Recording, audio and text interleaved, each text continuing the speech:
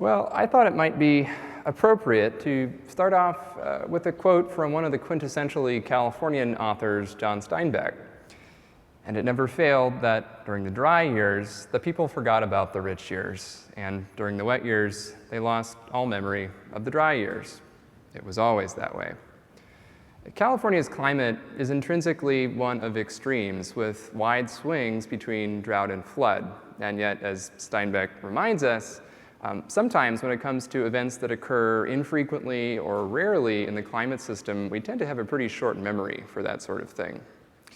And yet, in this era where we're witnessing rapid changes in climate all around us, I think it becomes increasingly important to think about a wide range of climate possibilities all at once.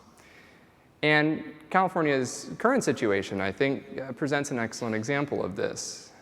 We've been in a drought now since 2012, this morning's showers notwithstanding, and the impacts in a variety of sectors have been really quite severe and included extreme water scarcity in the agriculturally critical region of the Central Valley, a rather remarkable lack of mountain snowpack even during what has historically been the coolest and the wettest times of the year, a widespread increase in tree mortality on the order of tens of millions of trees, especially in the Sierra Nevada, owing to drought-related stresses and subsequent bark beetle infestations, and a dramatic increase in wildfire activity, particularly in the northern portion of the state.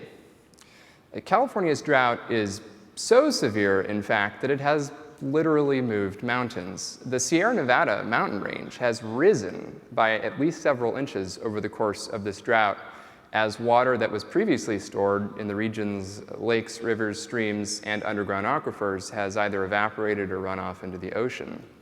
And the cumulative water deficit in California over this multi-year drought is now so large that it is visible from space as a gravitational anomaly. In other words, California has quite literally lost weight, though it is all water weight. So just why has California been so dry and so warm in recent years? Well, the culprit is an atmospheric anomaly I like to call the ridiculously resilient ridge. You may have heard of it. The triple R is a region of unusually persistent atmospheric high pressure that has anchored itself more or less consistently over the northeastern Pacific Ocean over consecutive winters. And it's done a really good job of deflecting that Pacific storm track to the north of California, bringing really wet conditions to the Pacific Northwest and British Columbia, leaving California more or less high and dry in the meantime. And it's often said that California has a Mediterranean climate, which really means that we have a well-defined dry season that coincides with the warmest months of the year. But it turns out that this kind of climate is actually very globally unusual, and there are very few places on Earth, actually, that have similar conditions. And it's this unusual climate in particular that makes us susceptible to something like the ridiculously resilient ridge. And that's because we really only see meaningful precipitation during the winter or during roughly the months between November through March, so less than half of the calendar year. And if something like, say, the Triple R comes along and prevents those critically important wintertime storms from reaching the West Coast, we're pretty much out of luck for the rest of the year. This is especially true because even during our already short rainy season, the rain that does fall occurs over the course of a few short, sharp bursts associated with so-called atmospheric rivers. And atmospheric rivers are extremely narrow and elongated but very concentrated plumes of atmospheric water vapor that attach themselves to winter storms that do occur during the winter months. And it's actually hard to overstate just how impressive these features can be, sometimes transporting a volume of water more than 10 times that of the Mississippi River. It may not be surprising then to find out that the vast majority of California's water supply comes from these events, but also a great majority of California's major historical flood events stem from atmospheric rivers. And it is these features in particular that have been absent during the present drought, which is often a characteristic of droughts in this part of the world.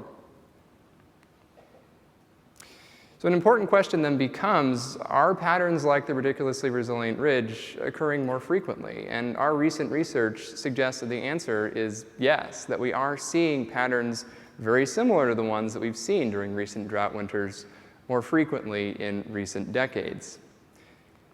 And while I've been focusing on precipitation in this talk and the patterns in the atmosphere that lead to low precipitation in particular, I just wanted to highlight the starring role that rising temperatures have played in increasing the risk of drought in California. And during the present drought in particular, extremely warm and even record warm temperatures have greatly amplified the severity of what already would have been a pretty serious situation. So I just want to close with a few key points. First is that California's climate is intrinsically one that makes us susceptible to extremes of both drought and flood. Secondly is that temperatures here are rising and that patterns similar to the ridiculously resilient ridge are occurring more frequently. And finally, I would point out that the expected increase in wet and dry extremes in this part of the world in the 21st century are going to lead to considerable water management challenges.